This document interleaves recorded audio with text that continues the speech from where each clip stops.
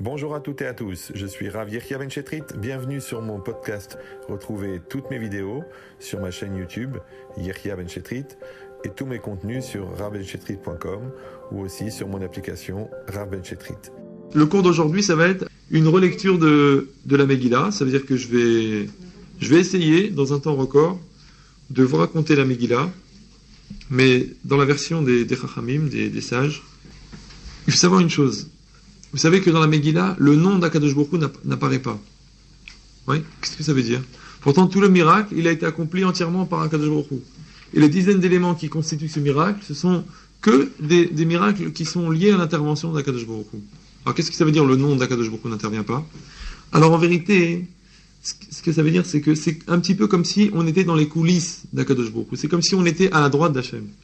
La lecture de la Megillah, c'est comme si on avait la version divine des événements.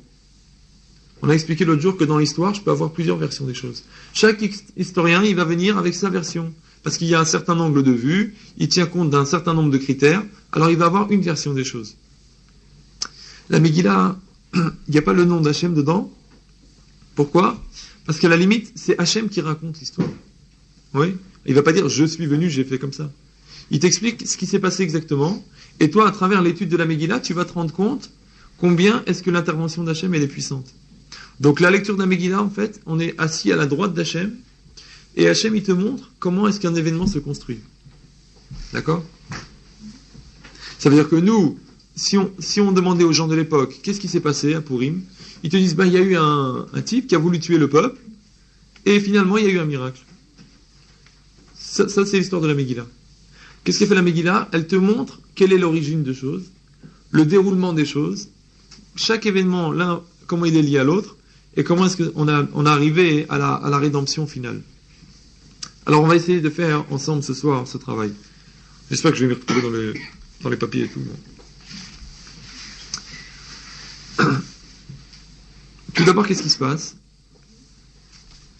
Donc Achashverosh, qui est donc le roi des 127 provinces, qui couvrait pratiquement tout le monde, puisque c'était 100 pays et 27 îles, ça couvrait pratiquement tout le monde habité.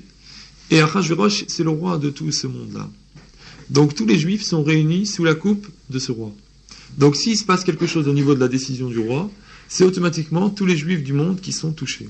Donc nous, on est donc au-dessus, on est à la droite d'Hachem, et on voit dans le monde, on voit un petit pays qui lui-même est la capitale de tous ces pays qui correspondent à la majorité du monde.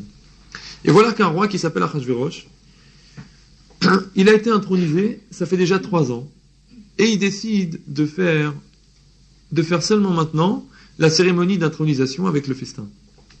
Alors bien sûr, on demande, mais pourquoi est-ce qu'il a attendu 3 ans? Alors les commentaires expliquent. Pourquoi est-ce qu'Achashverosh, il a attendu 3 ans? Parce qu'on dit que c'est à la 3e année de son règne.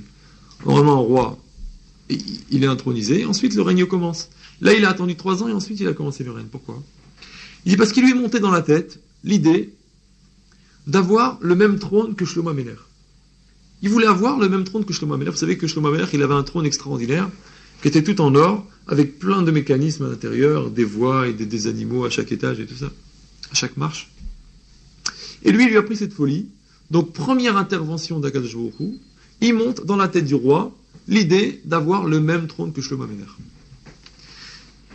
Et donc le roi commande ce trône-là à ses orfèvres. Et on lui dit, les seuls orfèvres dans le monde qui sont capables de fabriquer un trône pareil, ce sont les orfèvres d'une ville, oui, qui s'appelle Shushan. Et c'est une ville qui est en Perse. Alors que lui, le roi initialement, il était en Babel, à Babylone. Donc il fait de la commande de ce trône. On fabrique ce trône. Les orfèvres font le trône qui ressemble au trône de Shlomo Ameler. Et au moment où on veut déplacer ce trône, impossible. Il est trop gros. Trop énorme. On n'a trouvé aucun moyen de transport pour déplacer un trône, je sais pas, qui va faire, disons, 100 tonnes d'or pur. Impossible de le déplacer. Alors, puisqu'on ne peut pas déplacer le trône, qu'est-ce qu'on décide? Qu'est-ce qu'il décide, le roi? Il tient tellement à ce trône, il décide de déplacer toute la cour, donc le roi avec toute la cour, avec tout ce que ça constitue, de déplacer la cour à Shushan, dans la ville de Suse. D'accord? Et voilà que toute la cour, avec le roi, toute sa suite, toute la cour du roi est déplacée à Shushan. Qu'est-ce qu'il y a de particulier à Shushan? Et donc on décide donc de faire.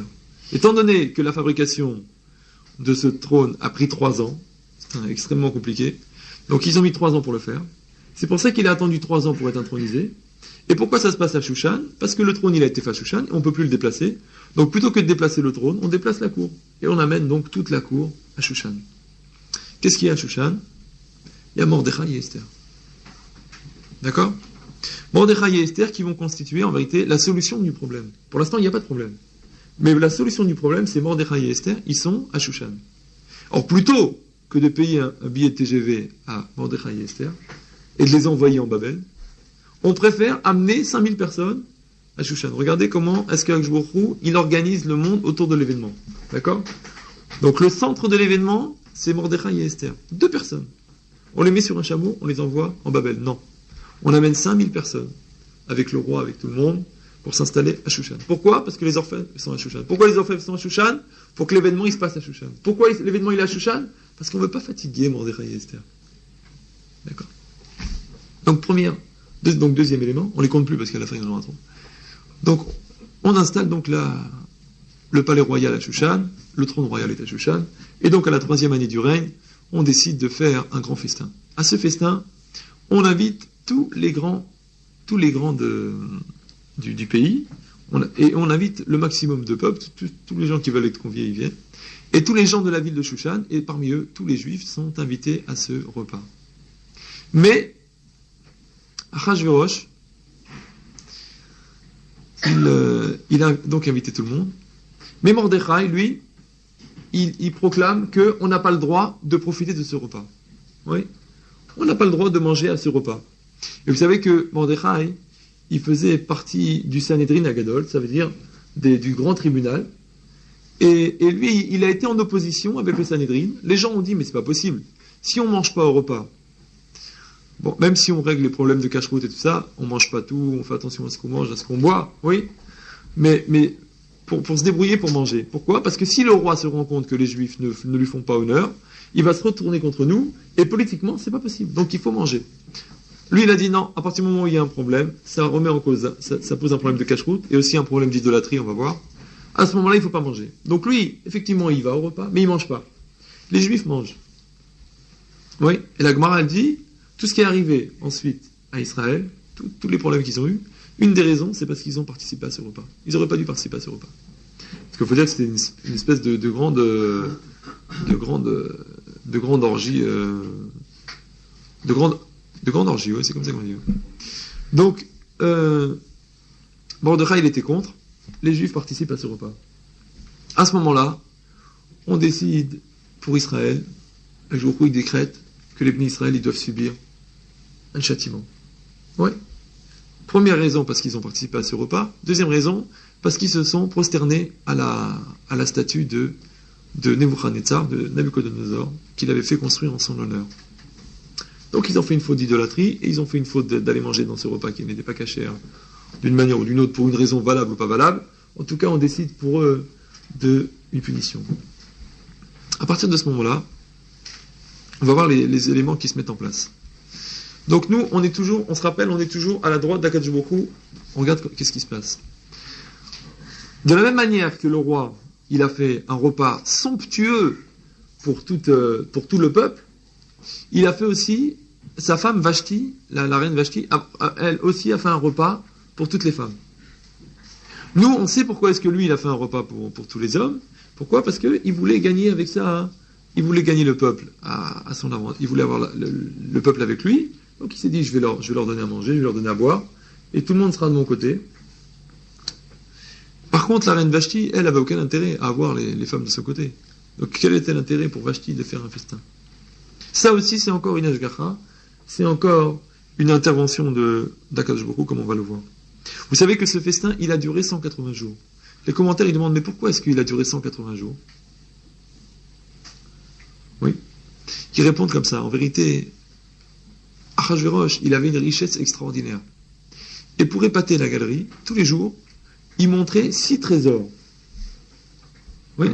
Son ancêtre, Nebuchadnezzar, donc Nabucodonosor, qui avait été un conquérant, qui avait dépouillé toute cette partie de la terre, avait accumulé des trésors. Et lui, il en avait hérité. Assuérus en avait hérité.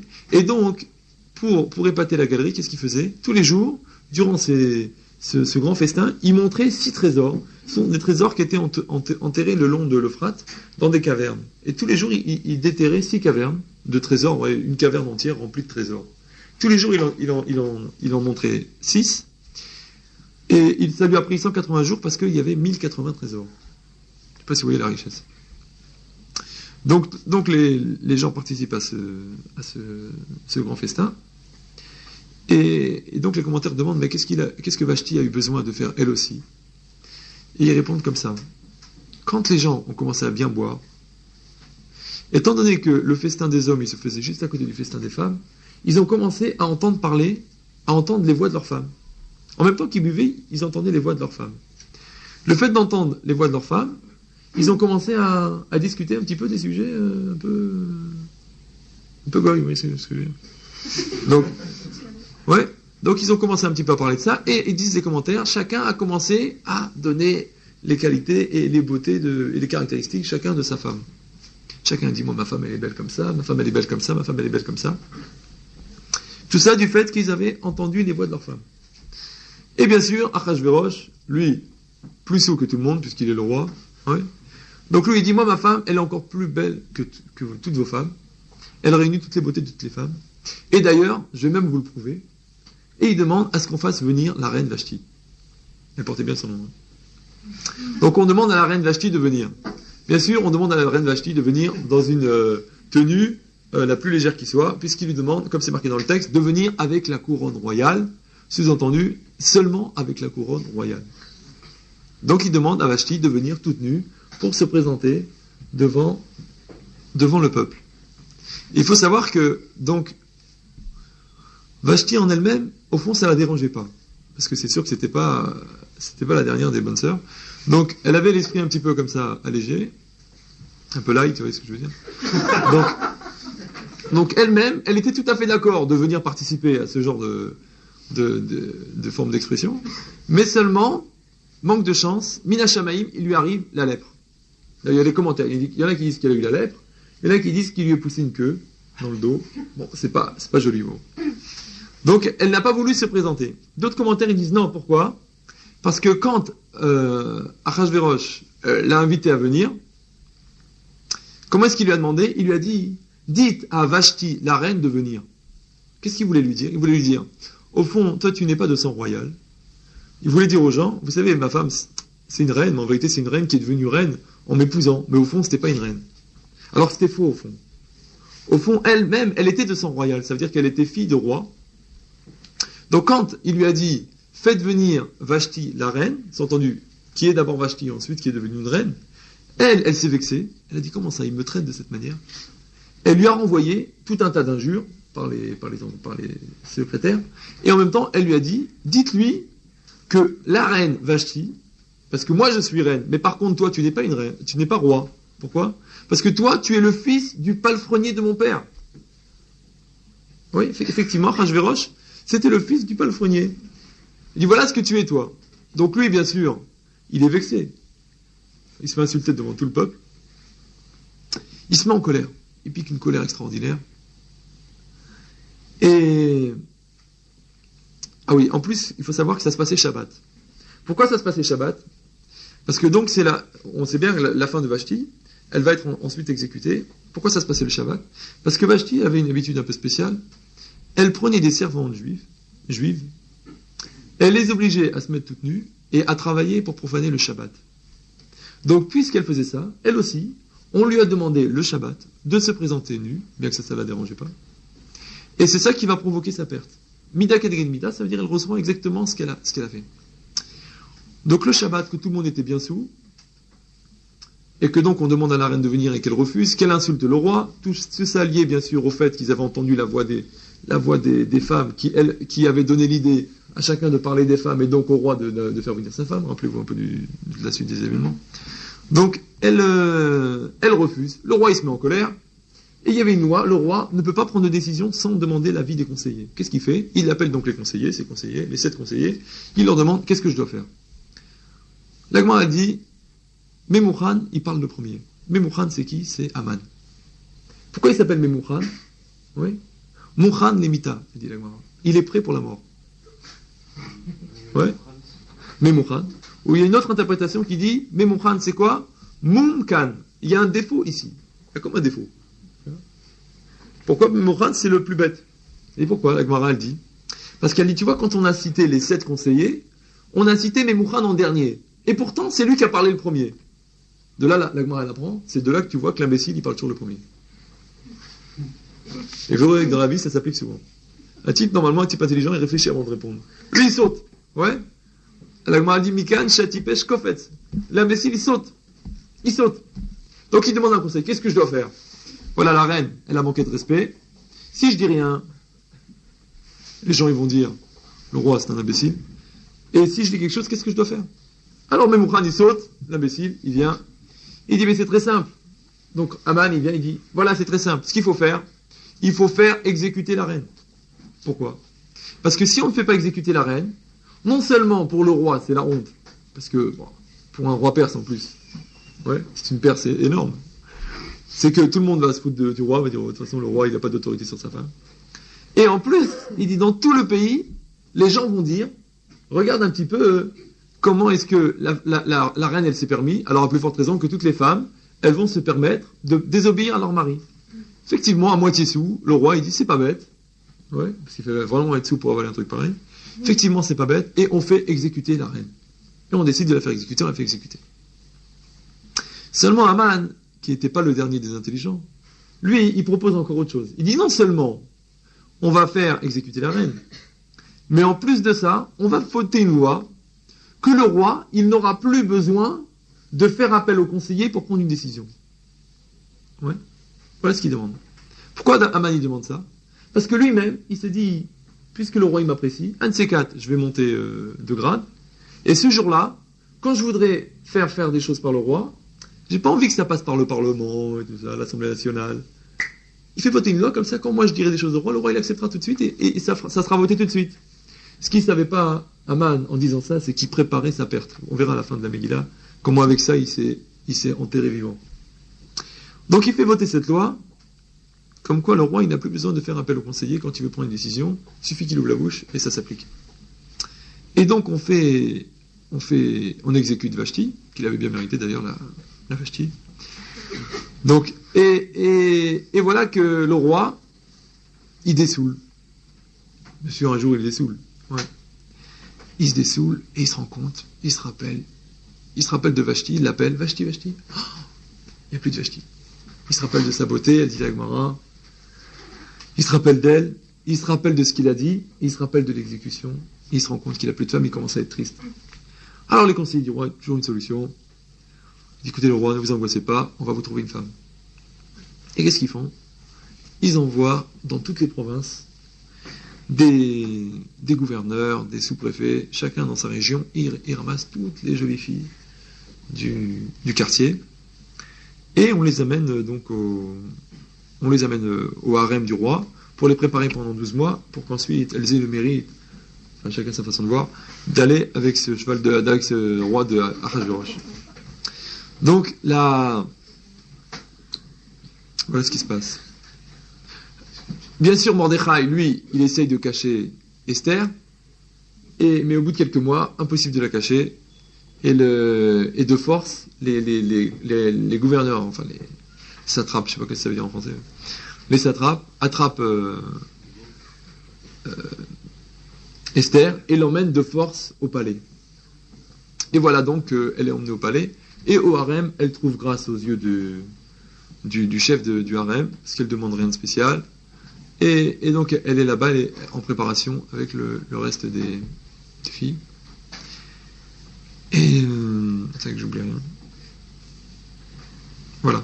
Mordechai, quand il se rend compte de ça, ils disent pas possible. Comment ça se fait qu'une Esther, une sadéquette comme elle a été prise par un roi, ouais, pour faire ce qui va lui arriver. Comment c'est possible? Il dit sûrement que ça, c'est Mina Shamaim. Et depuis ce jour, il décide, il quitte ses fonctions de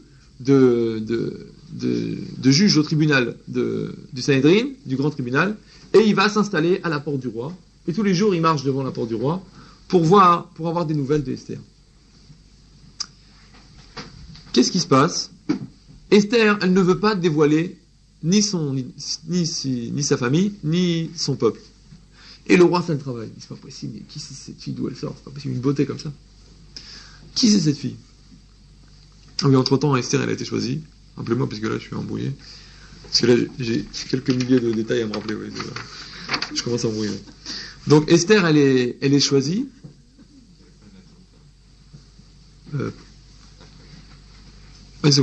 Chaque élément. Donc Esther, elle est choisie. Et Ahasuerus, il veut absolument connaître le peuple de Esther.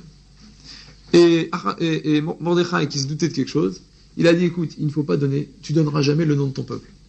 Alors elle ne donne pas. Alors lui, il essaie tous les moyens pour savoir, elle ne donne pas. À tel point que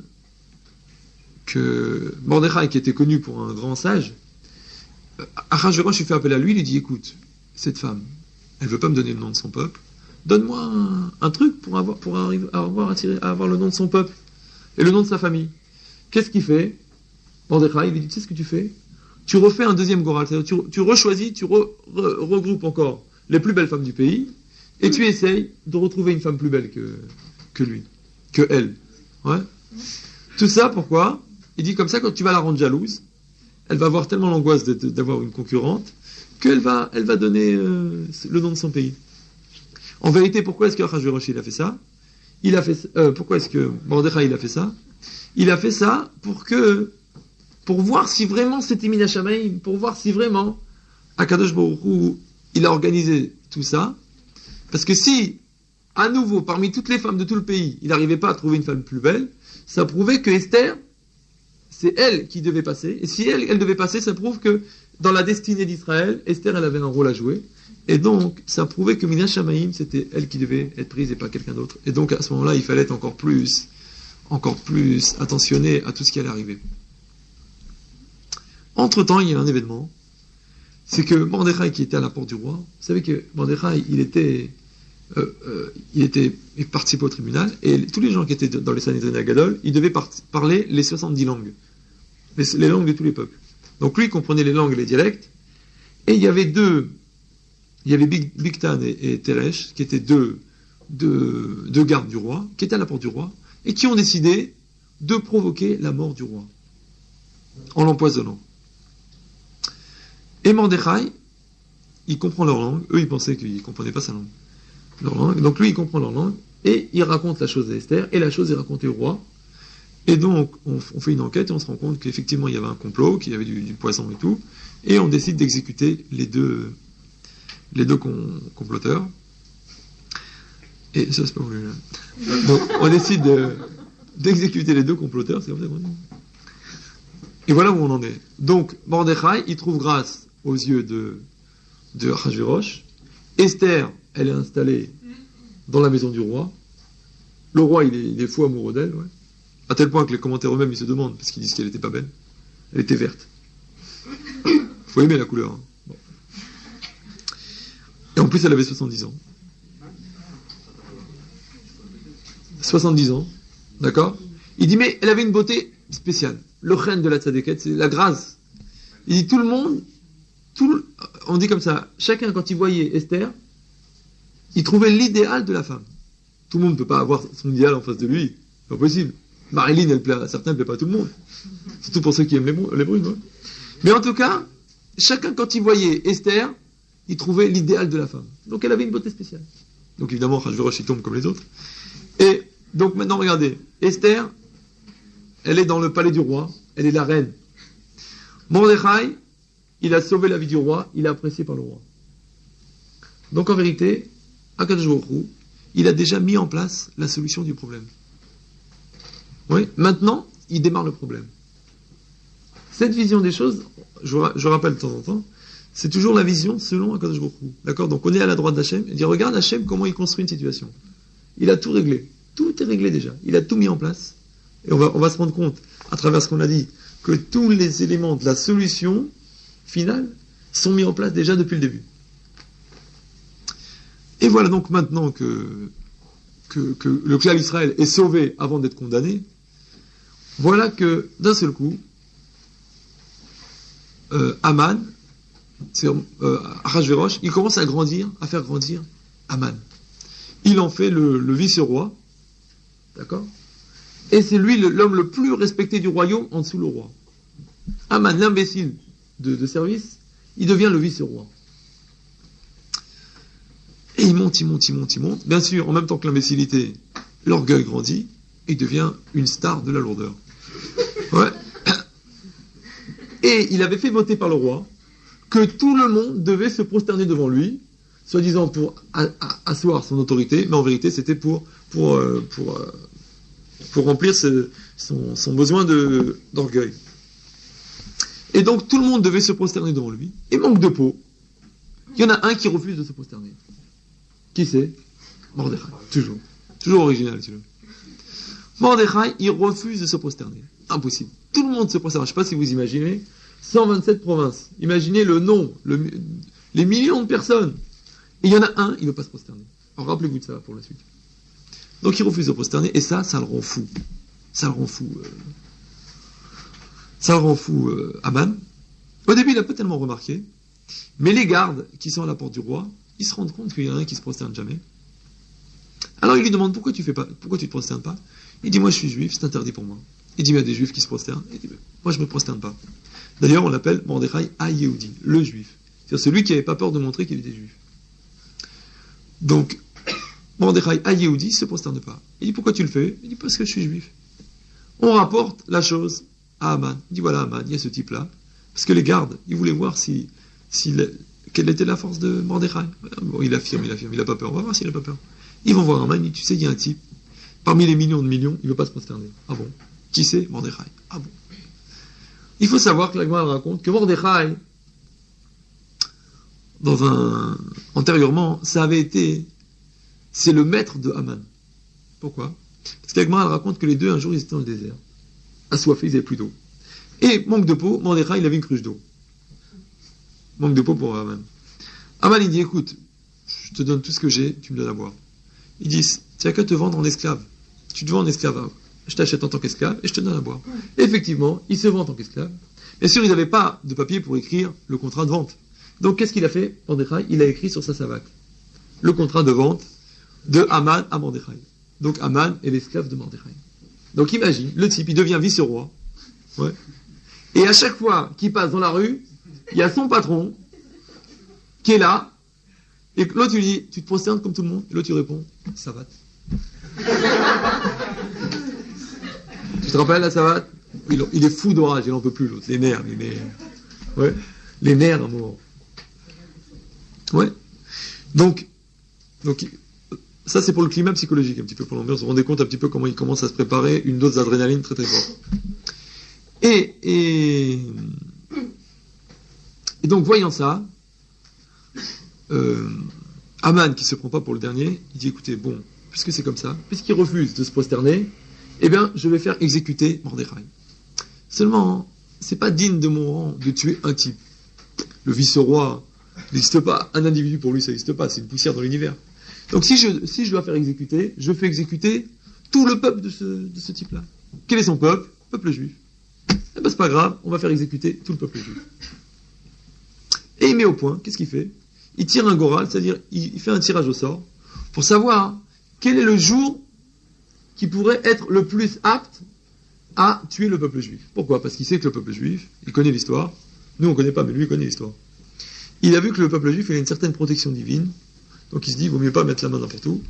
Il a un peu peur. Donc ils disent, je vais essayer de tirer un goral pour tirer un tirage au sort, pour savoir quelle serait la meilleure date pour s'attaquer au peuple d'Israël. Il tire mois d'Adar. Il voit que le mois d'Adar, il n'y a pas de fête.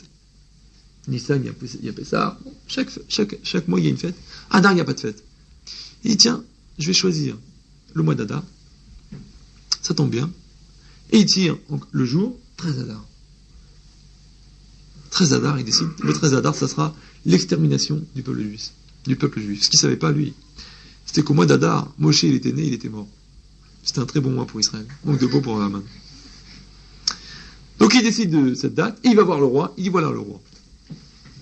cher roi, j'ai une petite demande à vous faire. Il y a un peuple, parmi les peuples, un peuple de malins, qui s'appelle le peuple juif, qui sont dispersés. Dispersés, ça veut dire que on peut facilement les exterminer, personne ne se plaindra, parce qu'ils sont tous séparés, personne ne se rendra compte. En plus, ils ont des lois bizarres. Par exemple, nous, on ne travaille pas le dimanche, eux, ils ne travaillent pas le samedi. Ils sont tout le temps en vacances, ils ont tout le temps des fêtes. Ouais, ils bossent jamais. Quand c'est pas le Shabbat, c'est Sukkot, c'est Chol HaMoed, ils n'arrêtent pas de glander. En plus, ils payent pas leurs impôts. C'est moi qui l'ai dit. Hein. Ouais. D'accord ? Donc certainement que le roi, il peut les tuer et il perdra pas au change. Et ils ont des lois hyper bizarres, à tel point, par exemple, si une mouche tombe dans un verre de vin, le juif, qu'est-ce qu'il fait ? Il enlève la mouche, il boit le vin. Mais si le roi, il touche le vin, il jette le vin. C'est-à-dire que le roi, il est plus sale qu'une mouche. Vous savez que les mouches, ça ne traîne pas dans les meilleurs endroits. Donc le roi, il dit, bon, un peuple pareil, un petit peuple qui sert à rien, qui rapporte rien, ça qu'elle tuer. Il dit, voilà, je voudrais le faire exécuter. Il dit, vas-y, fais-le exécuter. Mais ça, c'est la version première. Les commentaires, ils disent que quand même, Achashverosh, lui aussi, il connaissait le peuple juif. Il a dit, mais quand même, c'est dangereux. Il a dit, mais il dit, je sais qu'ils ont un Dieu très puissant et ça risque de nous retomber sur la tête. Alors il dit, non, Yeshenim, ils dorment. C'est-à-dire quoi, ils dorment ? En ce moment, Israël, ils sont endormis dans les mitzvot. Donc ils n'ont pas de protection. Tu peux taper, il ne se passera rien. Alors Achashverosh, il a dit, mais quand même, il y a quand même des rabbanim, il y a quand même des tzadikim chez eux. Ouais, c'est dangereux de toucher à ça. Ça brûle. Alors, Aman lui répond, non, t'en fais pas. Parce que c'est Am Echad, c'est un seul peuple. Et comme c'est un seul peuple, quand Achashverosh il tape sur tout le monde en même temps. Donc même s'il y a des tzadikim, les tzadikim aussi, ils vont prendre, on l'a vu dans les événements historiques, que même les tzadikim, ils prennent sur la tête les pauvres. Mais que c'est pas de leur faute. Donc ils prennent sur la tête. Donc il a accepté. Aman, il dit, ça lui suffit pas. Il dit, bon, c'est vrai que tu as accepté. On ne sait jamais des fois qu'il y a un revirement. Il dit, voilà, moi, de ma fortune personnelle, il dit, Aman, vous savez qu'Aman, avec Korach, c'était les hommes qui ont été les plus riches du monde. Korach, il avait 600 ânes qui portaient les clés de ses trésors. Si vous voyez le massacre. D'accord ? C'est comme si vous dites la Bibliothèque nationale, c'est les registres où il y a les numéros de compte de mes comptes en banque en Suisse. La masse. Donc le type, Aman, extrêmement riche, il prend 10 000 kikars d'argent. Ouais, ça fait une somme extraordinaire. J'avais calculé, je crois que ça fait à peu près 750 millions de francs lourds. Et il décide de donner cette somme. Il dit, voilà, je donne cette somme au roi en cadeau. Des fois qu'il y aurait une perte du fait de la destruction du peuple juif, moi je compense en donnant ça. Il a donné 10 000 kikars d'argent.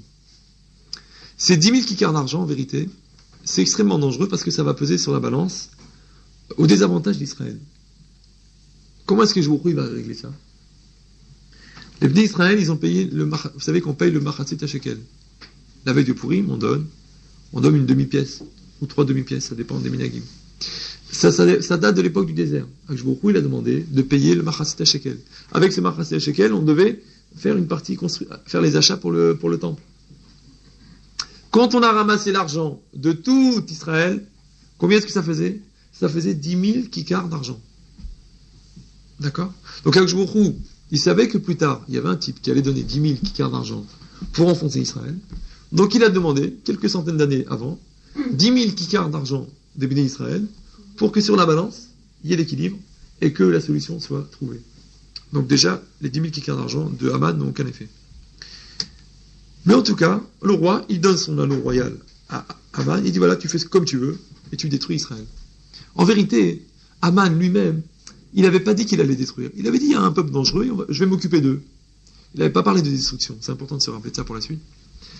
Et ensuite, Haman, qu'est-ce qu'il fait ? Il écrit des missives où il écrit que on doit. Aïe, j'ai fait une bêtise. Enfin, je vais compléter. Il envoie une missive comme quoi le 13 Adar à venir, c'est-à-dire 11 mois après, tous les gens devront exterminer Israël. Non, on devra exterminer un ennemi dangereux. Mais il n'a pas dit qui était cet ennemi. Il n'a pas dit. Parce qu'il a eu peur que les Juifs ils se rendent compte et ils commencent à faire des trucs et tout. Donc il a dit un ennemi. Mais les gens de Shushan, eux, parce qu'autour de lui, les gens, c'est comme les gens qui sont autour de Le Pen, ils savent très bien qu'ils sont antisémites, même s'il dit que non. Donc les gens autour de Haman et ça, ils savaient très bien que c'était le peuple juif. Donc la ville de Shushan, elle savait, elle a commencé à faire courir le bruit. Mais en tout cas, lui, il a envoyé cette missive dans tous les 127 pays.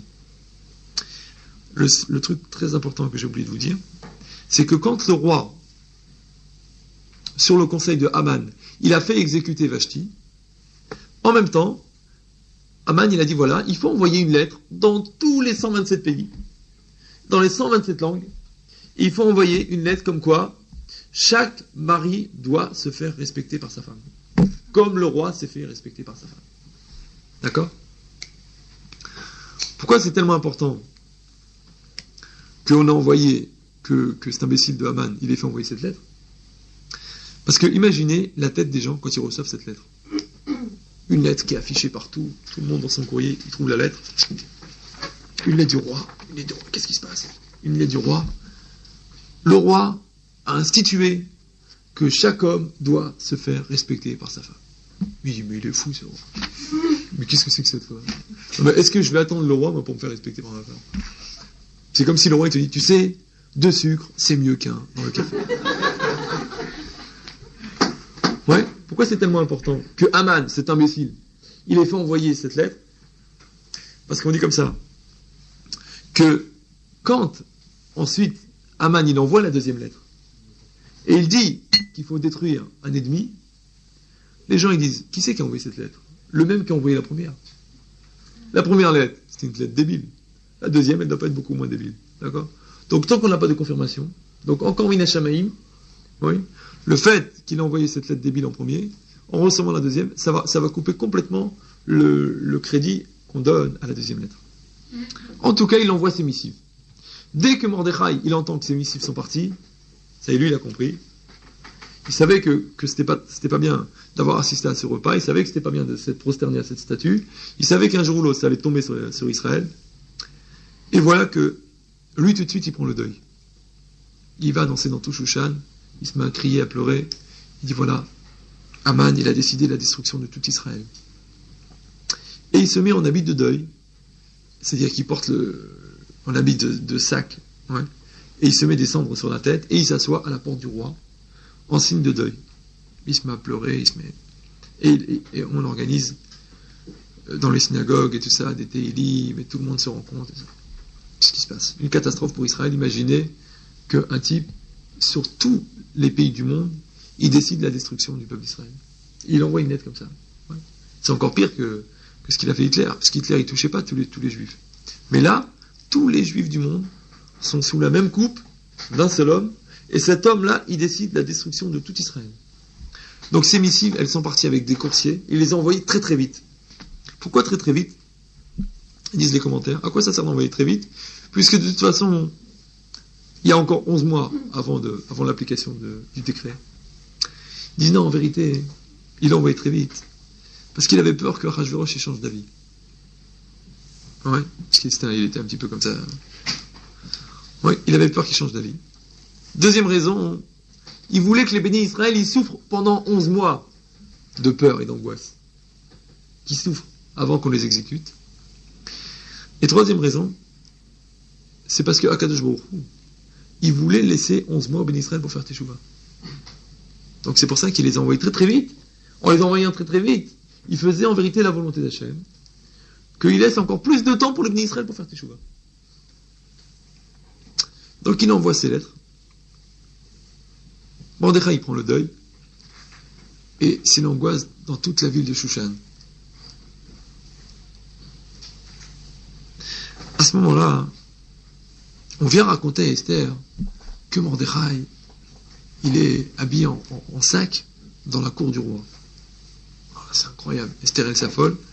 Elle sait que celui qui est mal habillé dans la cour du roi, il est passible de mort. Tout de suite, elle envoie ses serviteurs dire à Mordechai, va te rhabiller. Non, mais poliment. Hein. Va t'habiller en habit convenable parce que c'est dangereux de s'habiller mal dans la cour du roi. La Gemara, c'est marqué dans la Megillah, l'Okibel. Il n'écoute même pas Mordechai. Il n'écoute pas. Pourquoi il n'écoute pas? Parce qu'il ne veut même pas s'arrêter de prier une seconde. Il prie pour Israël. Il ne veut pas s'arrêter une seconde de prier. Ah, Esther, elle ne comprend rien. Qu'est-ce qui se passe? Elle envoie encore un envoyé. Et à ce moment-là, Mordechai, il explique tout ce qui s'est passé. Il explique à Esther. Et il dit à Esther, il faut absolument que tu interviennes auprès du roi, que tu ailles le voir et que tu sauves Israël. Si tu es placé à cet endroit-là, c'est Mina Shamaïm, c'est sûrement que c'est toi la seule qui a la capacité de sauver Israël. Alors Esther, elle dit, mais écoute, c'est impossible. Il y a une loi, on n'a pas le droit de rentrer à l'improviste chez le roi. Il faut se faire... Parce que lui, il était dans un palais qui était entouré de plein d'antichambres, parce qu'il avait très très peur d'être tué. Et dans ces antichambres, il y avait des lions, il y avait des gardes du corps, personne ne pouvait s'approcher du roi. Premièrement. Deuxièmement, il dit, ça fait 30 jours que le roi ne m'a pas convoqué. Donc sûrement que ces jours-ci, là, il va me convoquer. Quand il entend ça, Mordechai, il lui renvoie un envoyé, il lui dit, écoute. Il dit, mais qu'est-ce qui lui arrive à celle-là? Il lui dit, écoute, tu crois, toi, que tu vas être sauvegardé parce que toi, tu es la reine. Tu as peur pour toi, c'est pour ça que tu as peur d'aller voir le roi. Tu as peur que quoi? Il s'énerve, il te tue. C'est ça que tu as peur. Il lui dit, écoute, de toute façon, il faut savoir une chose. La sauvegarde d'Israël, elle viendra. Moi, j'ai pas peur pour Israël. Moi, ce que je voudrais, c'est que toi, tu participes à la sauvegarde d'Israël. Mais en vérité, Israël, s'il n'est pas sauvé par toi, il sera sauvé par quelqu'un d'autre, c'est sûr. Et toi, à l'intérieur du palais, toi et ta famille et ta descendance, vous périrez. Parce que tu crois, toi, que chacun peut s'arranger, il peut essayer d'échapper au châtiment. Bon, Esther, elle a compris. Et puisque c'est comme ça, elle a dit comme ça à Mordechai, tu vas demander à tout le peuple de jeûner pendant 3 jours. C'est en mangeant le soir, bien sûr. Et de faire des prières pour moi, pour que je réussisse pendant 3 jours. Et après ces 3 jours, j'irai voir le roi. Alors, il s'est donc passé ces 3 jours de prières, de pleurs. Imaginez un petit peu l'ambiance dans les synagogues à Shushan et dans tout le pays. Tout le monde, une angoisse totale. On va être exterminé. C'est-à-dire que tout le monde a le pouvoir de tuer tous les juifs qu'il veut. Et finalement, Esther, elle se rend chez le roi sans permission. La Gemara, elle dit qu'elle était habillée avec les habits de reine. Mais en vérité, la Gemara, elle dit, c'est pas les habits de reine. C'est les habits, c'est roi HaKodesh. Oui. Elle avait l'esprit, la présence divine sur elle, et une beauté encore plus spéciale que d'habitude. Et elle s'approche comme ça, la tête baissée de Achashverosh. Achashverosh, il la voit. La Gemara, elle dit que Achashverosh, il voulait pas la voir. Il était énervé, comment elle se présente sans permission. Il tournait la tête de ce côté, parce qu'il savait que s'il la voyait, elle était condamnée à mort, parce qu'elle n'avait pas le droit de se présenter devant le roi sans permission. Et les commentaires, ils disent qu'il y avait un ange qui lui tournait la tête. Un ange lui tournait la tête, pour la voir. Après, il voulait pas lever le sceptre pour la sauver. Alors il y a un ange qui levait. Elle voulait pas. Elle levait pas. Elle levait. La guerre avec les anges. Le sceptre, il s'est rallongé. Il a été jusqu'à toucher la tête de Esther. Pour qu'elle lève la tête, qu'elle voit qu'il acceptait de lui parler. Et finalement, Esther, elle s'approche. Il dit, qu'est-ce que je peux faire pour toi? Et lui, il était toujours travaillé par cette histoire. Comment ça se fait qu'elle ne veut pas me dire son pays, elle ne veut pas me dire d'où est-ce qu'elle vient? Qui c'est sa famille? Qui c'est? Une orpheline. Elle ne veut pas dire son pays. La seule personne que connaissait, c'était le lien de parenté qui existait avec Mordechai. Donc lui dit, moi, il se doutait un petit peu qu'elle était juive. Pas ça devait se voir. Il lui dit, écoute, moi, je suis prêt à te donner jusqu'à la moitié de mon royaume. Il disait, moi, je te donnerai jusqu'à la moitié de mon royaume. Ça veut dire quoi? Je suis prêt à reconstruire le temple. C'est ce qu'il lui disait par allusion. Alors, Esther, elle dit, écoute, moi, je te demande une seule chose. Je te demande de venir à un festin que j'organise ce soir. Tu viens, toi et Aman, à un festin ce soir. Bon, mais le roi dit d'accord. Il accepte. Et dès qu'il accepte, il commence à se travailler. On envoie donc on envoyait à Aman, on dit voilà, tu es invité seul avec le roi chez la reine Esther. Alors les deux ils commencent à converger. Qu'est-ce qui m'arrive? Le roi il se demande, il dit mais qu'est-ce qui se passe? Mais qu'est-ce qui se passe? Qu'est-ce qu'on veut? Pourquoi est-ce qu'il nous invite tous les deux? Quand on fait une invitation, on invite 5000 personnes. On invite juste moi et c'est une fille, je connais pas son pays, je connais pas sa famille. Je sais pas d'où elle sort, je sais pas ce qu'elle veut. Enfin savoir, peut-être qu'elle est devenue la maîtresse de Haman. Bien que c'était difficile, mais bon, ça n'arrive pas qu'aux autres. Un imbécile comme ça. Hein. Peut-être qu'elle est devenue la maîtresse de Haman. Et les deux, qu'est-ce qu'ils veulent? Ils veulent qu'on soit seul à seul.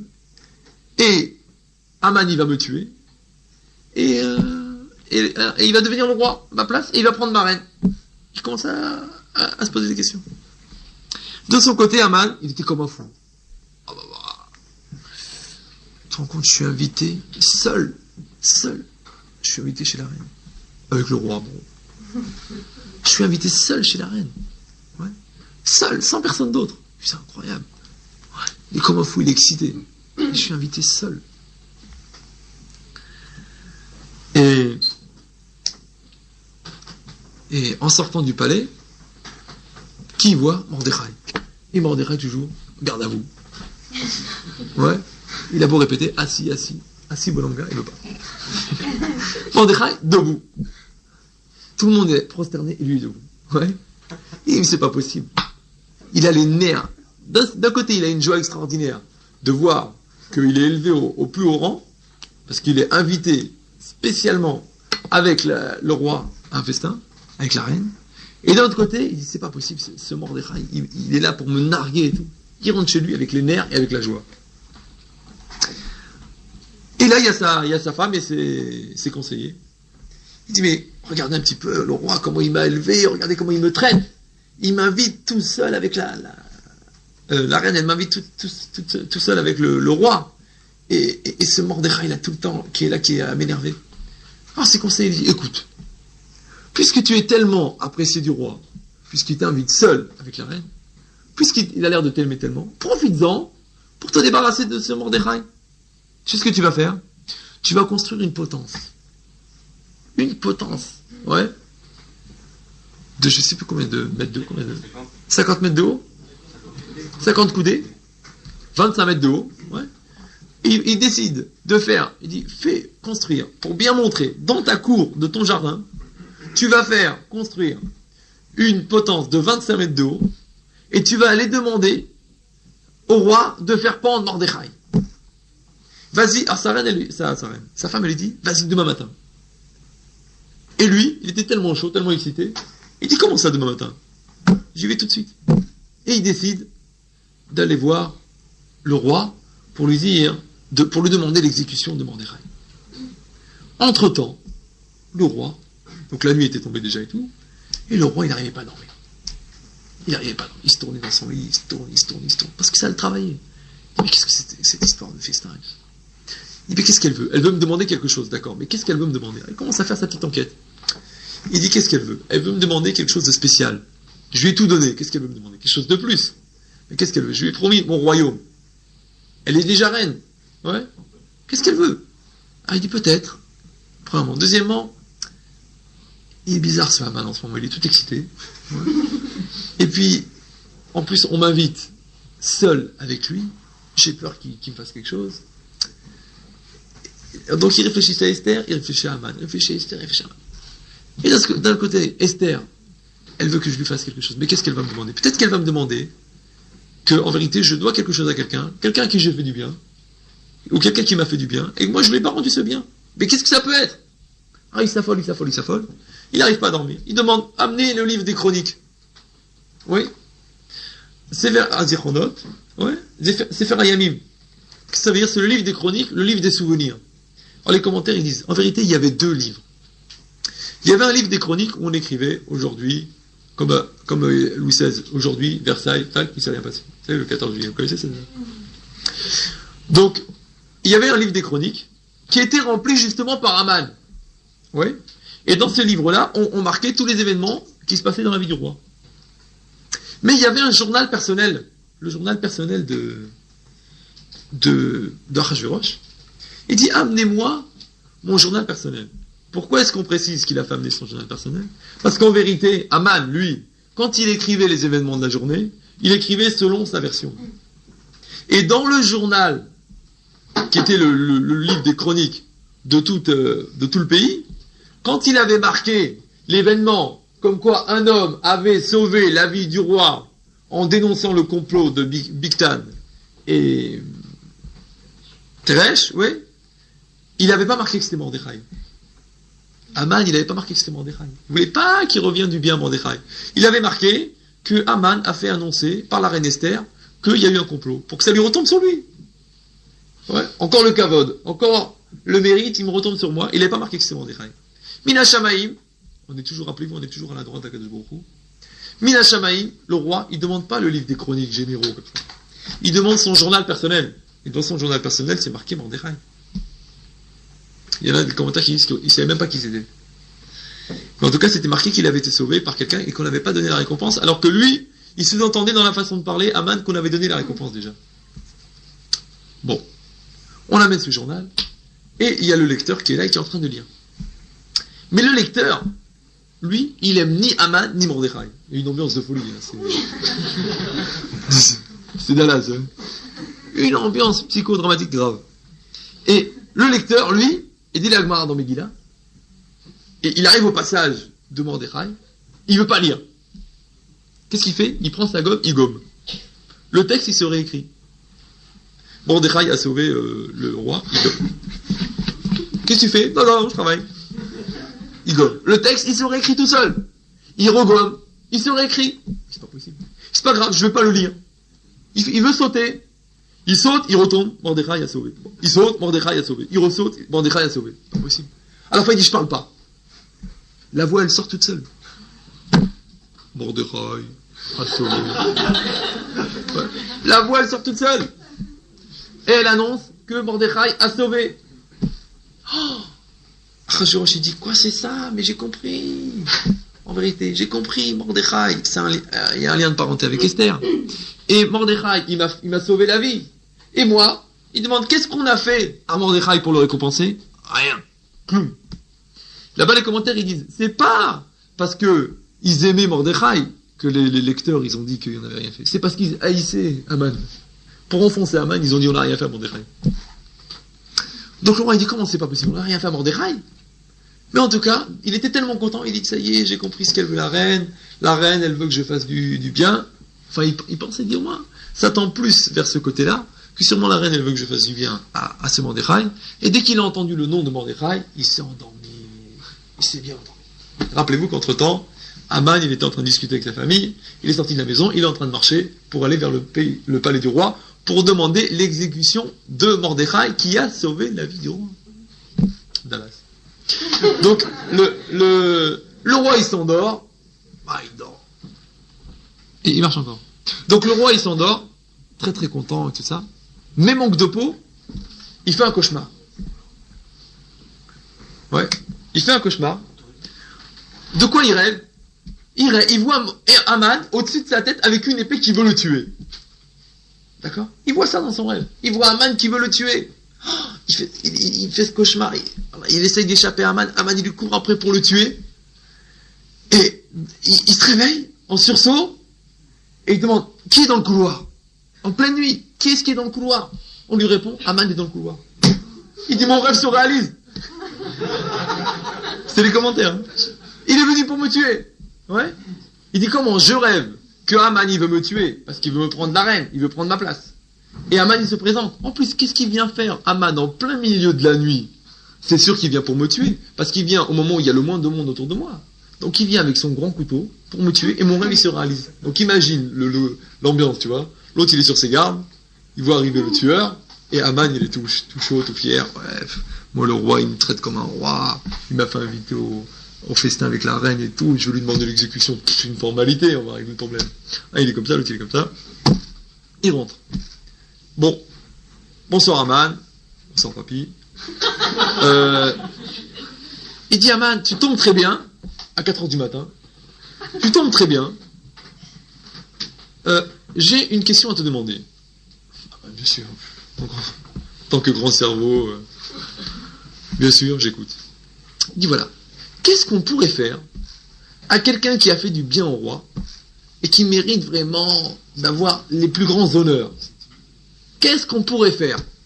Bien sûr, Aman, centre du monde, après la tour Montparnasse.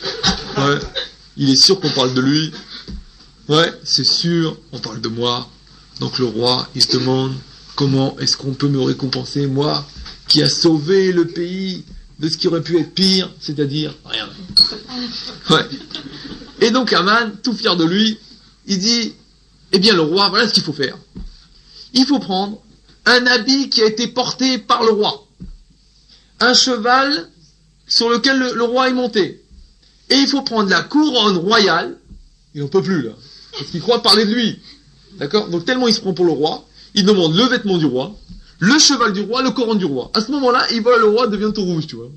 Le roi devient tout... Je crois que j'étais un peu loin là. C'est le commentaire, hein. Il dit, oh, je crois que j'étais un peu loin. D'ailleurs, quand il répète ensuite, il dit sans la couronne. Bon, mollo, tu vois. Donc il dit au roi, voilà, il faudrait prendre la couronne, le vêtement du roi, prendre le cheval du roi, et prendre un grand de l'Empire, et faire balader dans les rues le type en question, en criant, voilà comment est-ce que le roi récompense celui qui lui a fait du bien. Ah, Achashverosh, il dit, une idée extraordinaire. Fais vite, fais tout ça, ce que tu as dit exactement, mot à mot, et répète, là il dit, l'habit, le cheval, mais pas la couronne, tu vois. Ouais. Et va faire ça à Mordechai.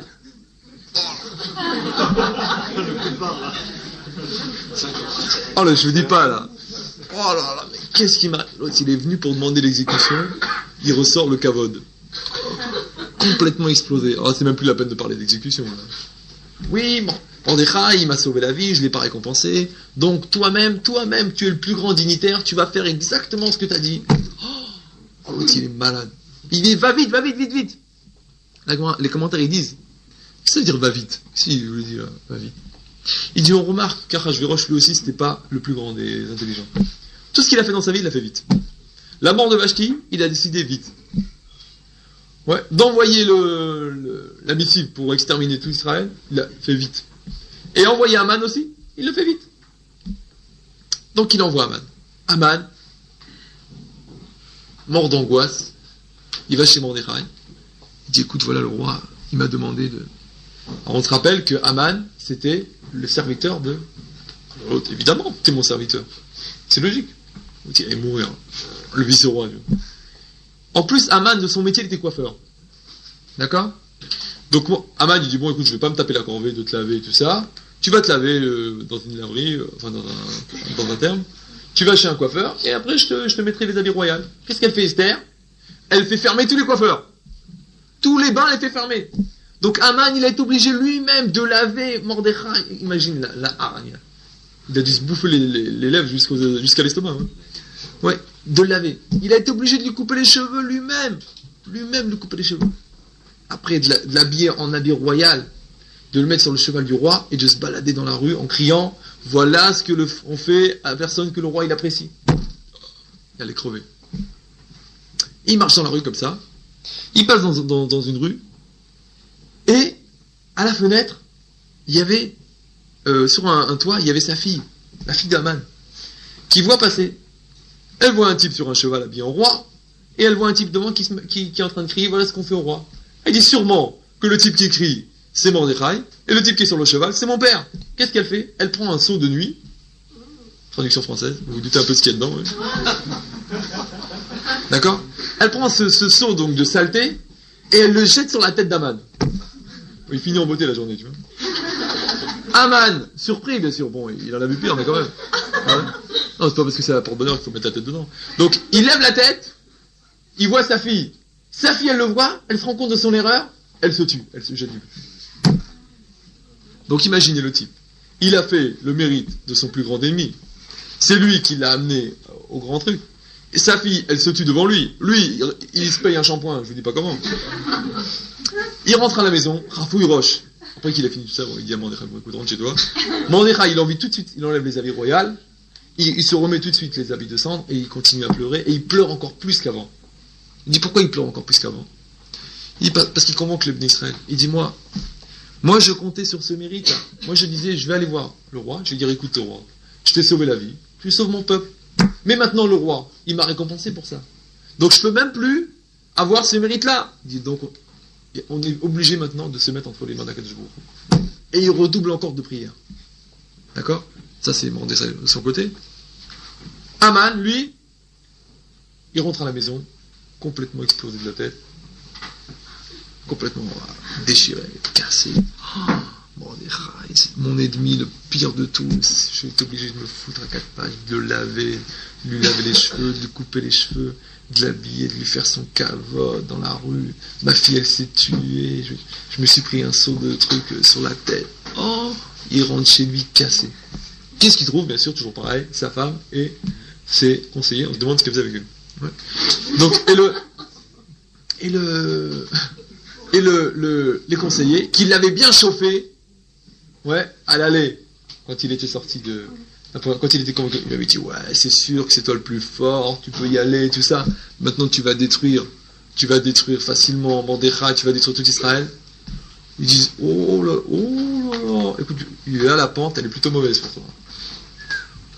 À mon avis, t'es foutu. Faut te casser, tu vois. Déjà, il est cassé à mort, il rentre chez lui. À mon avis, je crois que t'es foutu. Ouais. Alors là-bas, la Gemara dit, la première fois, c'est sa femme qui a parlé d'abord, et ensuite ses conseillers. Cette fois-là, c'est les conseillers qui parlent d'abord, et pas la femme. Il dit pourquoi? Parce qu'en rentrant, il a dit à la femme, toi tu te tais. Toi, c'est toi qui as eu l'idée de la potence, tu te tais. Je veux plus. C'est toi qui m'as dit d'aller voir le roi, tu te tais. D'accord? Ce sont des scènes qui arrivent couramment chez certains couples. Donc, ouais. Donc on voit donc que c'est là c'est les conseillers qui parlent et pas la femme. Et les conseillers lui disent, oh là là, tu sais, on t'avait dit, il faut pas toucher au peuple juif, mais qu'est-ce que t'as fait? T'as mis la main dedans, maintenant tu vas être écrasé par le bulldozer. C'est sûr, si déjà on voit que Mordechai, il est déjà élevé, tout ça, ça prouve que la roue elle a tourné, que les Bnei Israël, ils sont encore aimés d'Akadosh Baruch Hu, et c'est sûr que toi tu vas être complètement détruit. Le type, la mort dans l'âme, tu vois. Il dit, mais qu'est-ce qui m'arrive? Il dit, qu'est-ce que je peux faire? Il dit, écoute, la meilleure chose que tu as à faire, au moins, tu démontes la potence. Parce que le jour où le roi, il va entendre que monsieur, il a préparé une potence pour tuer le type qui a sauvé le roi, je te dis pas le massacre qu'il va faire, il va le couper en morceaux. Alors vite, va faire démonter la potence. Il est en train de réfléchir comme ça, qu'est-ce que je vais faire? Il y a les envoyés du roi qui arrivent, ils disent, allez vite, hop, au festin. Parce que bien sûr, il était reconvoqué au deuxième festin. Je vais peut-être oublier de vous le dire. Que Esther, parce que ça s'embrouille, je commence à... Que Esther, le premier soir, elle n'a rien demandé au roi, elle a seulement demandé de venir au deuxième festin. Et tout ce que je vous ai raconté, ça s'est passé entre les deux. Donc, vite, pour empêcher de réfléchir, ça c'est ce qu'on dit toujours, que quelqu'un, quand il arrive vers sa fin, on l'empêche de réfléchir. Ouais. Donc, pour pas qu'il puisse prendre une décision bonne et tout ça, vite, parce qu'il doit être exécuté, parce que les commentaires, ils disent qu'en vérité, cette potence-là, là-bas dans le texte de la Megillah, mais on ne peut pas regarder tout dans le texte, on n'a pas le temps, ça prendrait trop de temps. Mais dans le texte de la Megillah, quand Aman il s'est présenté devant Achashverosh pour demander l'exécution de Mordechai, ouais, il dit là-bas, c'est marqué il voulait demander à ce que Mordechai il soit pendu sur la potence Asher Echin Lo, qu'il lui a préparé, d'accord? Qu'il lui avait préparé. Mais les commentaires, ils disent Asher Echin Lo, ça ne veut pas dire qu'il lui a préparé à Mordechai. Asher Echin Lo, ça veut dire qu'il lui a préparé à lui-même la potence qui est faite pour Aman. Ça veut dire quoi? Que cette potence, depuis le départ, elle était destinée à Aman. Et Akadosh Baruch Hu, il ne voulait pas qu'on la démonte, cette potence, parce qu'il avait besoin de cette potence pour prendre Aman. Donc avant que Aman il puisse prendre la décision et décider de démonter la potence, qui était tout à fait... il valait mieux pour lui qu'il la démonte, parce que le jour où le roi il apprendrait ça lui retomber dessus. Avant qu'il commence à réfléchir, vite, allez vite, il faut que tu ailles. L'autre il se recoiffe un peu, bon, il s'arrange avec sa gomina. Ouais, il repart vite, chez le roi pour le deuxième festin. Alors là, l'ambiance est grave. Le roi, très ambigu, parce que bon, c'est vrai qu'il pense avoir fait le bien que Esther demandait, mais quand même, il se demande une deuxième invitation, seul. Il a peur. Il dit peut-être que Aman, il va me sauter dessus, il va me couper la gorge. Peut-être que c'est déjà sa maîtresse. Esther, c'est déjà sa maîtresse.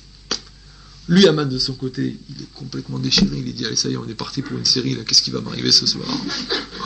Ouais, qu'est-ce qui va m'arriver? Bon, mais quand même, bon, je suis encore invité. Je vais essayer de rattraper la chose.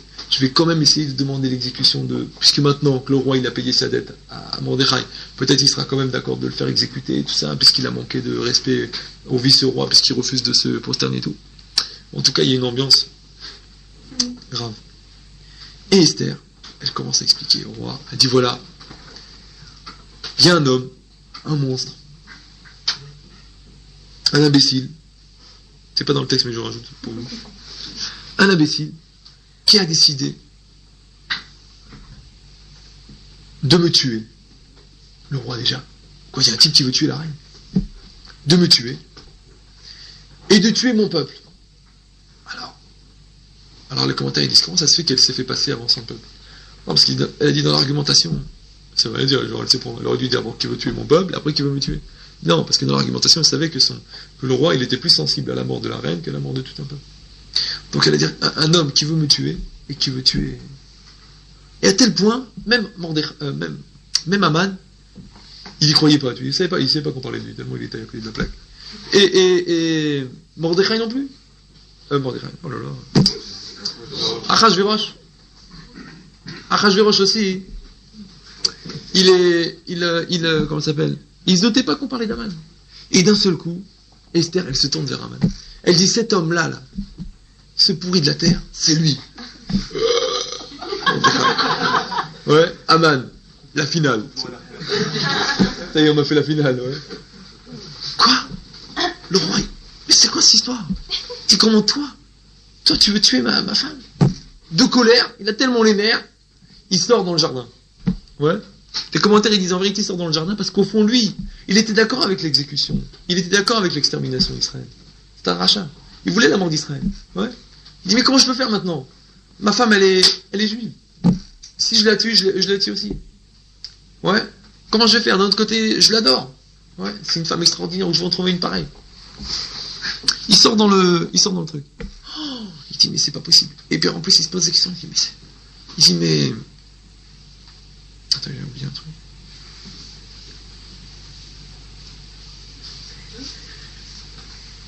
Ah oui. Le Midrash, il dit que Achashverosh, il avait un potager avec des fruits extraordinaires, donc du monde entier, et il y tenait beaucoup à ce potager. Qu'est-ce qu'il fait à Akadosh Baruch Hu? Il envoie des anges. Ouais. Donc lui, il est sorti dans le jardin pour se calmer un peu la colère, tu vois. Il dit, bon, il faut que je reprenne des détails et tout. Il voit dans le potager, à Akadosh Baruch Hu, il envoie des anges qui ont l'aspect humain, et qui sont en train de saccager le potager. En train de détruire. Donc lui, il était, on vient de lui annoncer qu'on veut exécuter la reine et tout son peuple. Il sort dehors pour se calmer, il voit des gens qui sont en train de détruire son potager. Il oublie la reine, il oublie le peuple juif. Il rentre à l'intérieur pour dire, hey, il y a des gens qui sont en train de détruire mon potager, c'est pas possible. Qu'est-ce qui m'arrive aujourd'hui, ouais? Entre-temps, Aman, lui, il s'était jeté aux pieds d'Esther, parce qu'il voulait sauver sa vie. Il dit, Esther, je t'en prie, et tout ça. Mais pire que ça, ouais, il y a plusieurs versions. Et là, qui disent que c'est un ange qui l'a poussé. Donc, et il est tombé sur Esther. Donc Esther, elle est sur un divan, et Aman, il lui tombe dessus. Il tient la reine comme ça, il dit, mais reine, sauvez-moi, ouais. Alors, le roi, imagine le roi, il rentre, il dit quoi? Il dit, il veut tuer ma femme, il m'a tué ma première, il veut me taper ma deuxième, maintenant il veut me tuer ma deuxième femme, et maintenant je veux qu'il veut me la prendre devant moi dans le palais. Explosé, tu vois. L'autre Aman, il voulait se relever. Il y a la Gemara, elle dit, il se relevait, il y avait un ange qui le jetait. Relevé, un ange. Il n'arrivait pas à sortir de truc. Il y a une autre version qui dit non, qu'est-ce qu'il a fait? Il a fait exprès pour compromettre. Il a essayé genre de l'embrasser pour compromettre Esther, pour que le roi il dit regarde, c'est sa maîtresse. Au moins s'il meurt, il meurt avec elle. Regarde le type, il était prêt à mourir. Donc imagine la situation. Le roi il rentre, il voit ça. Il dit comment?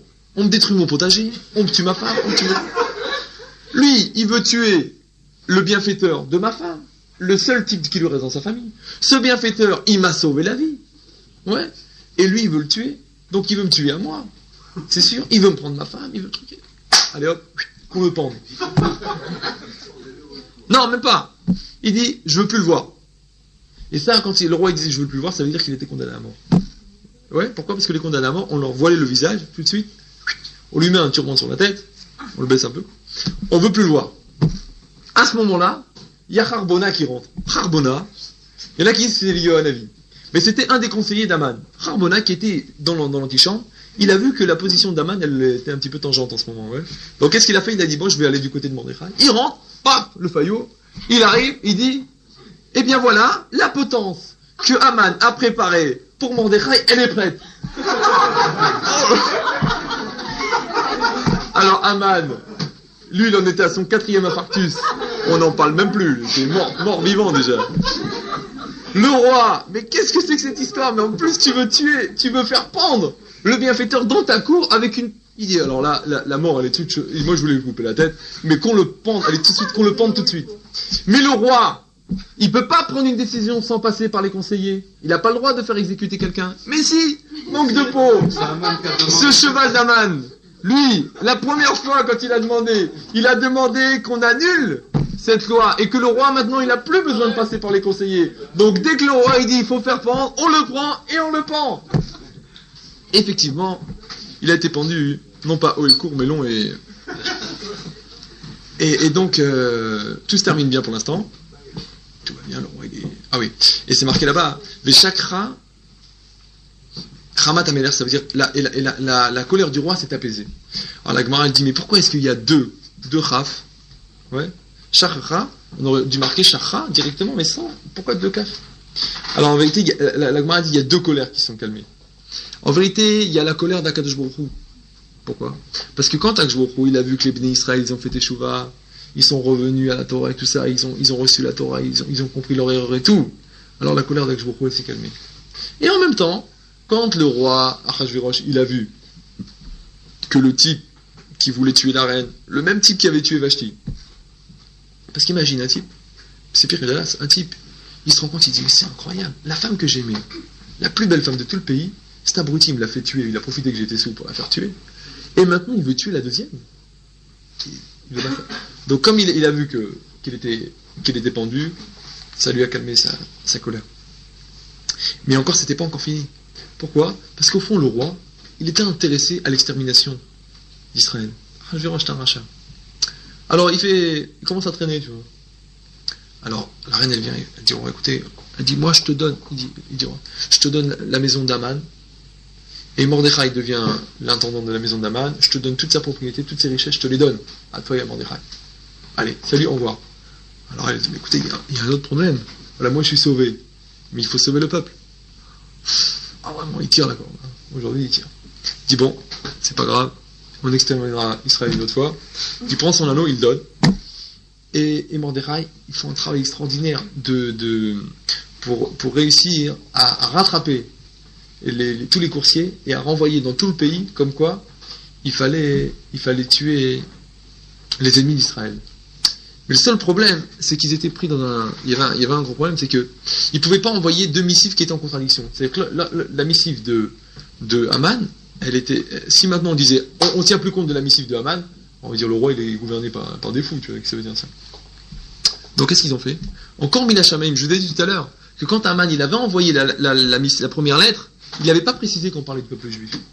Il avait dit qu'il y a un certain ennemi qui est planqué parmi tous les peuples, et cet ennemi-là il faudra le détruire. Alors qu'est-ce qu'il a fait Mordechai? Il a envoyé une deuxième lettre. Il a dit eh bien l'ennemi dont on vous parlait à l'époque, c'est l'ennemi des Juifs. Et cet ennemi des Juifs qui est parmi tous les trucs, chaque Juif il aura la possibilité ce jour-là du 13 Adar, la date qui a été fixée, de massacrer chacun son copain, chacun son voisin. Ouais, chacun il pourra tuer tous les. Alors imagine les types pendant 10 mois. Chacun il disait oh moi je vais me taper ce Juif, moi je vais taper celui-là, je vais prendre la maison de celui-là, je prends la voiture de celui-là. Et d'un seul coup retournement total. Que maintenant, hein, c'est les Juifs qui s'occupent d'organiser le massacre. Et donc il y a ce miracle extraordinaire qui a fait la sauvegarde d'Israël.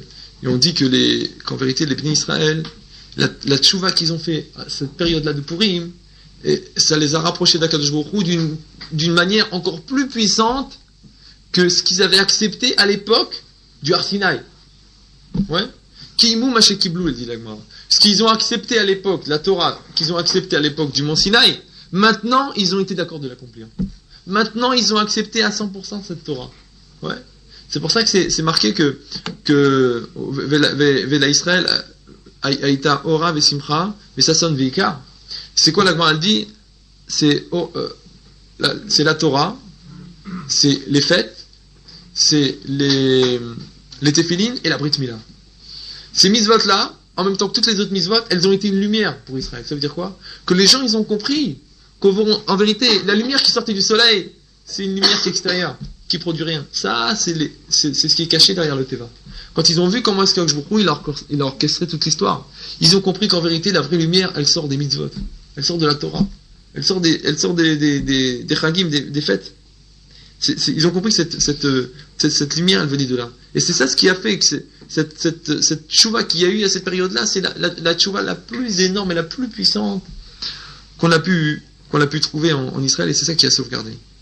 Maintenant, ce qui est énorme, c'est de se dire qu'en vérité, entre le début de cette histoire et la fin de cette histoire, c'est-à-dire entre le moment du festin, entre le moment où les Bnei Israël ils se sont prosternés à la statue et le moment de la rédemption, il s'est passé 9 ans. 9 ans. Pendant 9 ans, ouais, Esther, il y a eu toute l'histoire. Esther, elle a été prise par le roi, et Esther, elle a vécu chez le roi, et Aman, il a été grandi petit à petit. Et pendant 9 ans, d'accord? Et c'est seulement la dernière année que Mordechai, quand il y a eu l'édit et tout ça par Aman, qu'il y a eu cette année de deuil et d'angoisse et de tchouva et tout ça pour Israël. Donc regardez la clairvoyance d'un Mordechai qui décide de ne pas aller à ce festin parce qu'il sait que ça va engendrer la perte. Et qui comprend, pendant toutes ces années, comment est-ce que il fait marcher le monde, et qu'il va arriver quelque chose sur Israël, comme je vous ai dit l'autre jour, que le Chafetz Chaim, 10 ans avant la guerre, il disait il va y avoir des massacres. Avant la guerre de 39, il allait dans les synagogues, il parlait, il criait, il disait attention, il va y avoir des massacres. Donc quelqu'un, il peut avoir cette clairvoyance de voir attention, ça va tomber sur Israël. Attention, méfiez-vous. Et pour ça qu'il a suivi toute l'histoire, et c'est pour ça qu'il a organisé, c'est pour ça qu'il était tout le temps proche d'Esther et tout ça, parce qu'il savait que le miracle il allait arriver, il savait que ça allait se passer par Esther quelque part. Il savait que la rédemption elle allait arriver, c'est ce qui est arrivé finalement. Maintenant, ce qui est énorme, il y a une Gemara qui est extraordinaire, je voudrais terminer avec ça. La Gemara dans Megillah, elle dit la chose suivante. Il nous reste combien de temps là? Voilà. Donc la Gemara elle dit la chose suivante. Les élèves de Rabbi Shimon Bar Yochai, ils ont été voir Rabbi Shimon Bar Yochai, ils lui ont demandé pourquoi est-ce qu'il est arrivé toutes ces souffrances à Israël dans la génération de Esther? Pourquoi est-ce qu'ils ont eu tout ça? Qu'est-ce qu'ils ont fait? Quelle faute ils ont fait pour mériter une chose pareille? Parce que tu te rends compte, tout Israël qui devait passer par les camps de la mort, qui devait être massacré, qu'est-ce qui s'est passé? Alors Rabbi Shimon Bar Yochai il a répondu, ils ont dit parce que ils se sont prosternés à la statue de Nabucodonosor. Alors, les élèves, ils ont dit, je sais que cette réponse, c'est du bidon. Dis pourquoi? Parce qu'en vérité, c'était pas de la vraie idolâtrie. Parce que Nabucodonosor, il s'est pas pris pour un dieu. Il a voulu faire une statue en son honneur. Donc c'est pour l'honneur d'un homme, c'est pas pour l'honneur d'un dieu. Premièrement. Deuxièmement, c'est pas, donc, quand eux, ils se prosternaient, c'était pas en tant que Avodah Zarah. C'était pas en tant qu'idolâtrie. Donc ils n'ont pas fait la faute d'Avodah Zarah pour subir. Parce que la faute d'Avodah Zarah, c'est vrai que c'est la faute la plus grave. Que Shmoku, il a dit qu'il est un dieu jaloux, il pardonne pas. Donc on pourrait comprendre que si c'était cette faute-là, il leur serait arrivé une chose pareille. Mais finalement, eux, premièrement, c'était pas de la vraie Avodah Zarah, c'était pas de la vraie idolâtrie, parce que lui, il a fait ça pour son kavod. Il n'a pas fait ça du tout pour être pris pour un dieu. Premièrement. Deuxièmement, ils disent les élèves, écoutez bien la réponse. Les élèves, ils disent, mais deuxièmement, eux, ils ne sont pas prosternés. Ils ont seulement fait semblant de se prosterner pour pas qu'il y ait de scandale, pour pas qu'on dise quoi, les Juifs, ils reconnaissent pas la grandeur de Nebuchadnezzar, de Nabucodonosor. Ouais. Donc ils ont seulement fait semblant de se prosterner. Alors pourquoi est-ce qu'ils ont mérité tout ça? Ouais. Ils ont seulement fait semblant de se prosterner. Alors Rabbi Shimon Bar Yochai, il a eu cette réponse extraordinaire. Mais Akadosh Baruch Hu aussi, il a fait semblant qu'il allait les massacrer.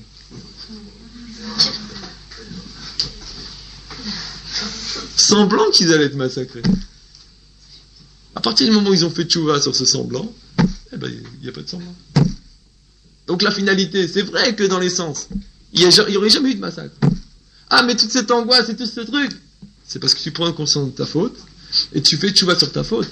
Et une faute qui a été collective, elle demande une teshuva collective. Mais c'est vrai que dans l'absolu, il n'y avait pas de massacre. Et de la même façon que eux, ils ont eu le châtiment exact qui correspond à leur faute. Leur faute c'était quoi? De faire semblant de se prosterner. Eh ben oui, on a fait semblant de les exterminer. Et il ne s'est rien passé. T'as rêvé qu'il s'est passé quelque chose. D'accord? Est-ce qu'il y a des questions? Double, ça, c'est mauvais. À gauche ou à droite? La première, on dit que Purim, c'est la seule fête qui restera après la Mashiach. Pourquoi Purim, justement? Et la seconde, pourquoi on rapproche la pendaison de Haman, de ses fils, de la pendaison des criminels de Nuremberg? Voilà. Alors, vous avez entendu la question? La première question, c'est comment ça se fait que la fête de Purim, elle va rester après le Mashiach?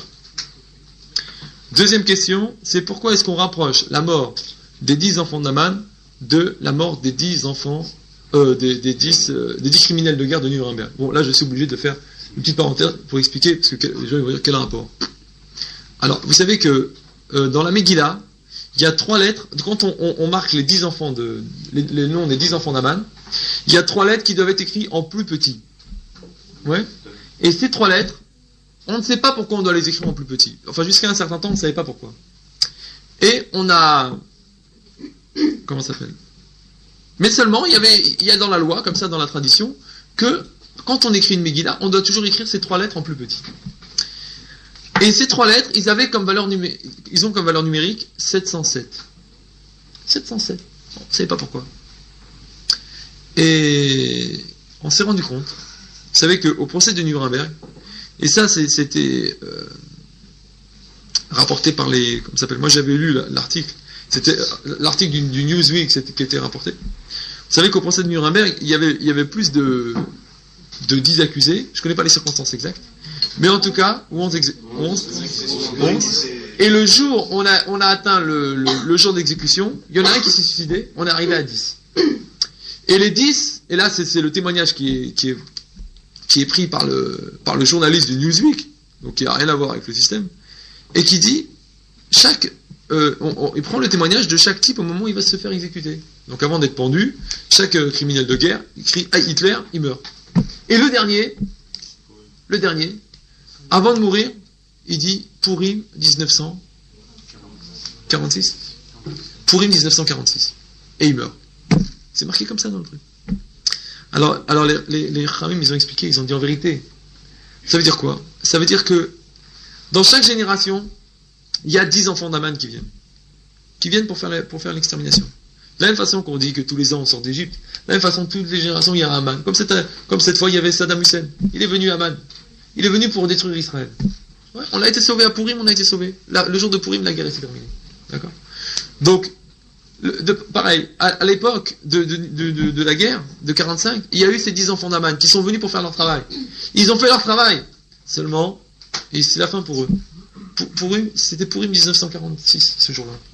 Donc, en vérité, ces 3 lettres-là, c'est la Gematria 707. Et 707, ça correspond à l'année juive de 5707, qui correspond à 1946.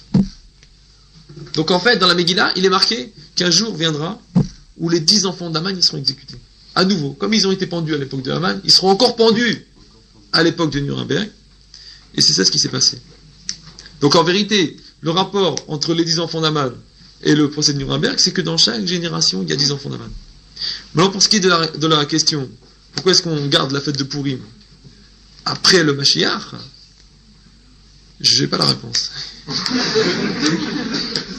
Je l'ai entendu une fois, mais malheureusement, ma mémoire n'est qu'à 24 mégas, donc je ne suis pas arrivé là. Est-ce qu'il y a d'autres questions? Je vais demander, j'essaie de vous répondre. Ah non, je ne peux pas répéter le cours, c'est impossible. Pardon? Justement, c'est ce qu'on a dit tout à l'heure, en préambule. Ashbourou, il te dit, je vais t'expliquer comment elle marche l'histoire. Tu vas te mettre à côté de moi, et je vais te raconter comment j'organise l'histoire pour que tout marche. Donc, ça sert à rien de marquer le nom, parce que je te montre comment je mets les éléments en place. Mais en vérité, Hachem, il est 1000 fois dans l'histoire. C'est lui qui a fait marcher toute l'histoire. Il y a 2 fois aussi. Quand on dit Améler. Oui, attention, ça c'est au niveau du Pshat. Mais au niveau du Remez, on dit à chaque fois que c'est marqué Améler, sans marquer Achashverosh, c'est Akadosh Baruch Hu. Il y a marqué aussi Améler. Oui, c'est sûr. C'est Alors, le pshat, c'est la lecture littérale du texte, le sens littéral. Et le sod, c'est le remez, c'est une lecture plus approfondie, une autre façon de lire le texte. Pourquoi pourim au pluriel? Alors, pour, ça veut dire quoi pour? Pour, ça veut dire le sort. C'est le tirage au sort. Ah, on aurait dû dire pour, tout court. Pourquoi pourim au pluriel? Non, peut-être qu'en vérité, il n'y a pas eu un seul tirage au sort, parce qu'il y a eu le mois et le jour. Et le mois et le jour. Et l'année, peut-être. Donc c'est possible qu'il y ait eu plusieurs tirages au sort. Peut-être c'est pour ça. Peut-être. Mais je ne sais pas. Mais aussi, il y a un rapport avec Pourim.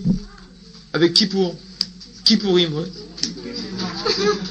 Parce qu'on dit le même travail qu'un homme il peut faire de Teshuvah par rapport à la fête de Pourim, il peut le faire aussi, le même travail, mais seulement en passant par la Teshuvah à l'époque de... Ah, mais ça me fait rappeler... Ah, voilà. Je vais vous expliquer maintenant pourquoi est-ce que quand on raconte l'histoire de Mordechai et de Haman, on confond toujours Haman avec Mordechai. Vous savez qu'on dit dans la loi qu'il y a une obligation de se saouler à Pourim jusqu'à ce qu'on dise Baruch Haman, béni soit Haman et maudit soit Mordechai. D'accord? Donc, vous savez qu'il faut quand même atteindre un niveau de... Alors, je sais qu'il y a des habitués, mais là, c'est quand même... Ouais. D'accord? Le Gaon de Vilna, il dit un pshat, il dit non, il n'y a aucun rapport avec l'alcool.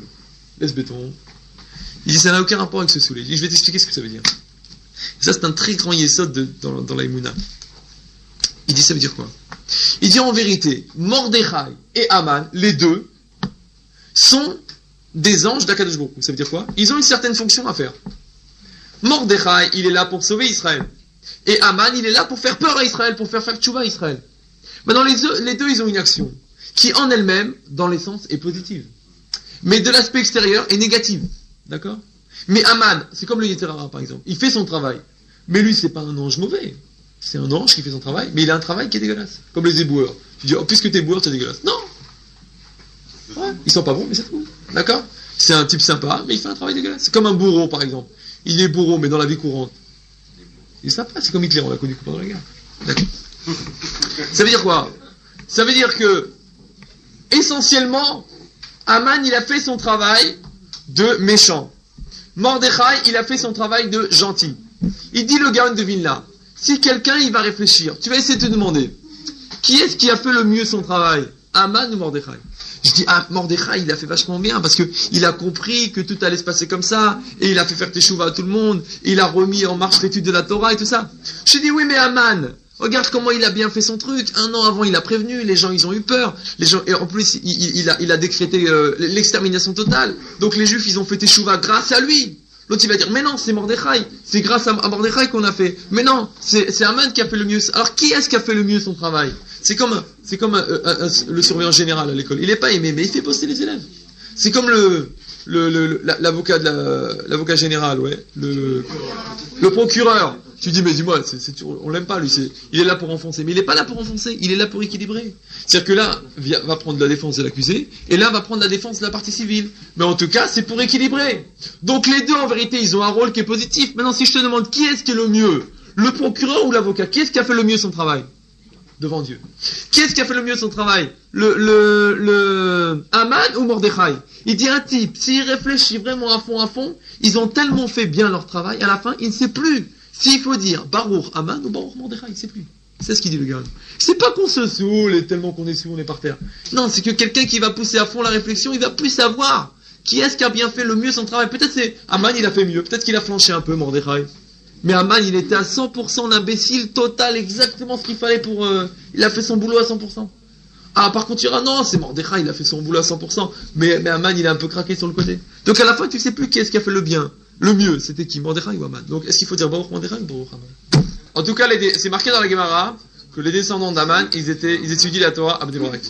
Comme quoi, on a tous une chance de faire teshuva un jour. Retrouvez toutes mes vidéos sur ma chaîne YouTube, Yeria Ben Shetrit, et tous mes contenus sur ravbenchetrit.com ou aussi sur mon application Rav Ben Shetrit. À bientôt.